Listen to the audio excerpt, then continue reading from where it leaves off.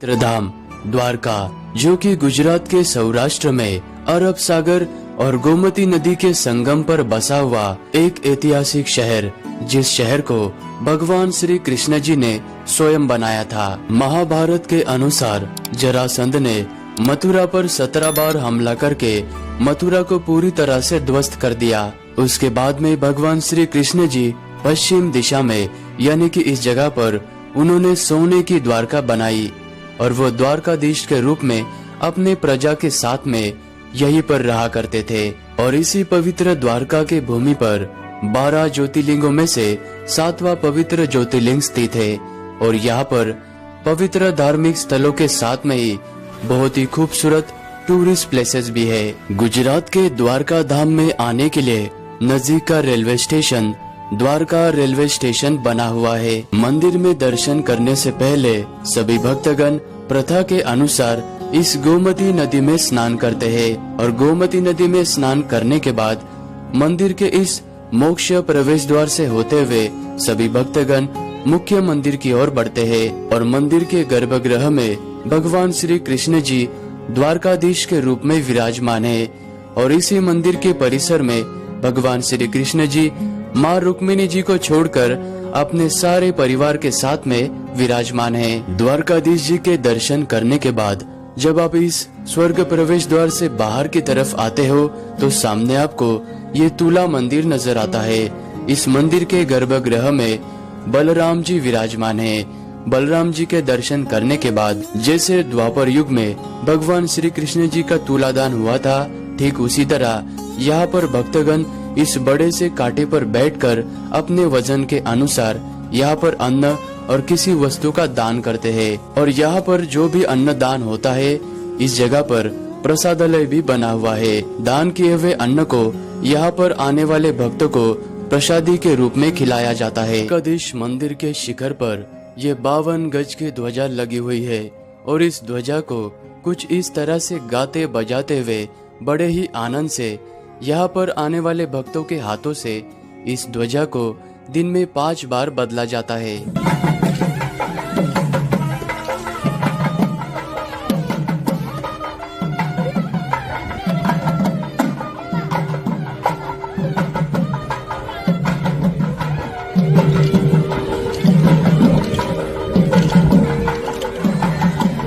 इस द्वारका धाम में आने वाले भक्तगण इस बीच पर समंदर की खूबसूरत लहरें और सुबह की ठंडी ठंडी हवाओं का आनंद लेने के लिए इस बीच पर विशेष करके सुबह के समय में आना पसंद करते हैं। अभी हम गोमती घाट पर आ चुके हैं, जहां पर यह पवित्र गोमती नदी बहती है और ये नदी गंगा नदी की सहायक नदी है। और ये नदी नेपाल के हिमालय पर्वत से निकलने के बाद भारत के कई राज्यों से सफर तय करते हुए गुजरात के इस द्वारका में आने के बाद इस चक्र तीर्थ नामक जगह पर गोमती नदी अरब सागर से मिल जाती है। तो इस तरह से यहाँ पर आपको अरब सागर और गोमती नदी के पवित्र संगम का दर्शन होता है। गोमती घाट के आखिरी छोर पर और समुद्र के एकदम किनारे पर आपको ये समुद्र नारायण जी का मंदिर नजर आएगा और यह मंदिर देवी गोमती जी को समर्पित है। इस मंदिर के अंदर देवी गोमती जी के साथ में भगवान वरुण जी, भगवान समुद्र देव, मीराबाई यानी 5 पांडवों के द्वारा बनाए गए आपको ये 5 कुएं नजर आएंगे। माना जाता है कि जुए में हारने के बाद 5 पांडव इसी स्थान पर आए थे और ऋषियों की सलाह पर 5 पांडवों ने यहाँ पर तपस्या करके इन कुओं के जरिए अलग अलग 5 नदियों का पानी प्रकट किया था। ये पूरा इलाका समंदर से घिरा हुआ है, लेकिन इन 5 कुओं का पानी बहुत ही मीठा है, तो यहाँ पर भी आप जरूर आना।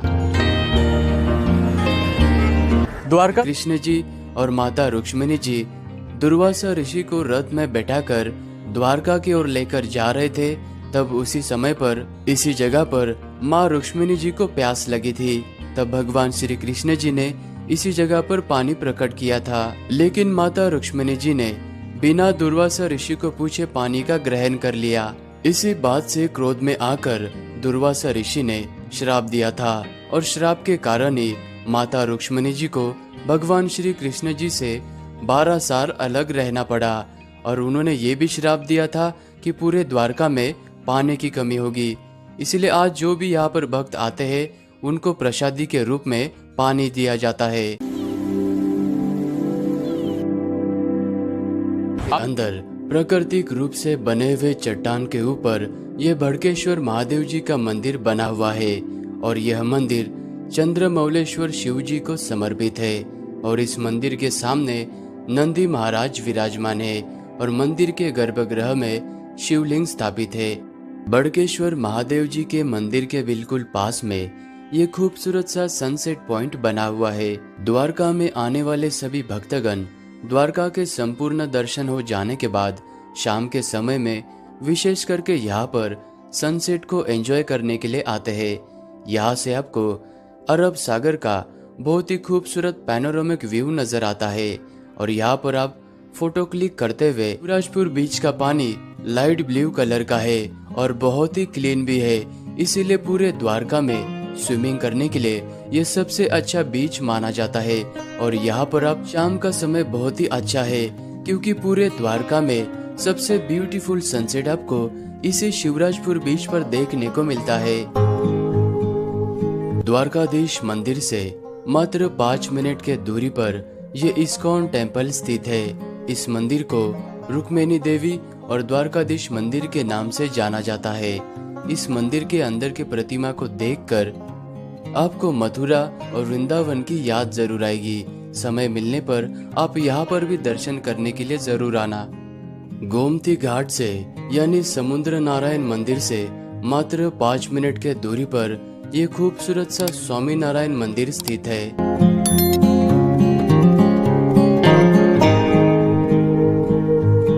स्वामी नारायण मंदिर से मात्र 5 मिनट के दूरी पर ये सावित्री वाव यानी ये प्राचीन कुआं स्थित है। माना जाता है कि द्वारकाधीश जी के मंदिर में जो प्रतिमा विराजमान है वो प्रतिमा इसी कुएं में प्रकट हुई थी।